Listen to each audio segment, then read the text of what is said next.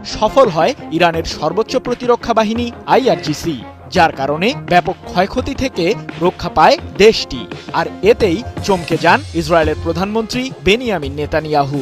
ইরানের বিজ্ঞানীদের তৈরি বাভার 373 এবং রাত 2 আকাশ প্রতিরক্ষা ব্যবস্থার মাধ্যমে নেতানিয়াহু বাহিনীর অত্যাধুনিক ক্ষেপণাস্ত্র ও ড্রোনগুলো মাটিতে লুটিয়ে পড়ে। কৌশলী ইরান মূলত দেশটির জাগ্রস ও আলবর্টস পাহাড়ে লুকিয়ে রেখেছে এই আকাশ প্রতিরক্ষা ব্যবস্থাগুলোকে, যা দেশটিকে বহিঃশত্রুর আক্রমণ থেকে সবসময়ই রক্ষা করে আসছে। এই প্রতিরক্ষা ব্যবস্থাগুলো 300 কিলোমিটার দূর থেকেই শত্রুপক্ষের হামলা ঠেকাতে পারদর্শী। রাশিয়ার তৈরি S-300 আকাশ প্রতিরক্ষা ব্যবস্থার আদলেই প্রস্তুত করা হয়েছে ইরানের বাভার 373 ও রাত 2 রক্ষা কবচকে। 12 এপ্রিল এমন তথ্যই জানিয়েছে ইরানের সংবাদ মাধ্যম তেহরান টাইমস। অথচ 1979 সালে ইরানের ইসলামিক বিপ্লবের আগেও প্রতিরক্ষা শক্তি অর্জনে যুক্তরাষ্ট্র সহ পশ্চিমাদের ওপরই নির্ভরশীল ছিল আয়াতুল্লাহ আলী খামেনির দেশটি। সে সময় ইরানের সামরিক বাহিনীর হাতে ছিল মাত্র 31টি প্রতিরক্ষা ব্যবস্থা।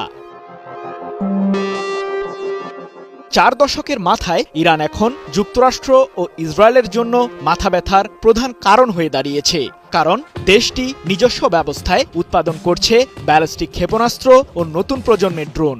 এমনই তথ্য জানিয়ে ইরানের প্রতিরক্ষা মন্ত্রণালয়ের মুখপাত্র রিয়ার অ্যাডমিরাল রেজা তালাই নিক জোর দিয়ে বলেন, ব্যালিস্টিক ক্ষেপণাস্ত্র থেকে শুরু করে মনুষ্যবিহীন আকাশযান বা UAV সহ 9 শতাধিক প্রতিরক্ষা ব্যবস্থা আছে এখন আমাদের হাতে, যার সবই দেশীয়ভাবে তৈরি করেছেন আমাদের বিজ্ঞানীরা।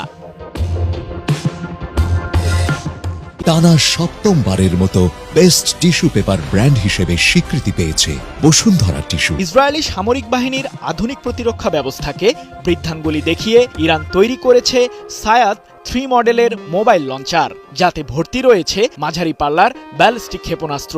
যেন একটি ক্লিক দিলেই নেতানিয়াহুর আস্তানা ধ্বংসে ছুটে চলবে এই ক্ষেপণাস্ত্রটি।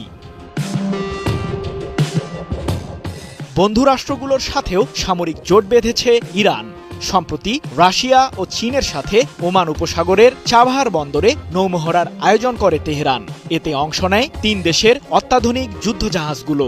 প্রদর্শিত হয় আধুনিক ব্যালিস্টিক ক্ষেপণাস্ত্রের সক্ষমতা। আর এতেই ভয়ে কেঁপে ওঠেন ইসরায়েলের প্রধানমন্ত্রী বেনিয়ামিন নেতানিয়াহু।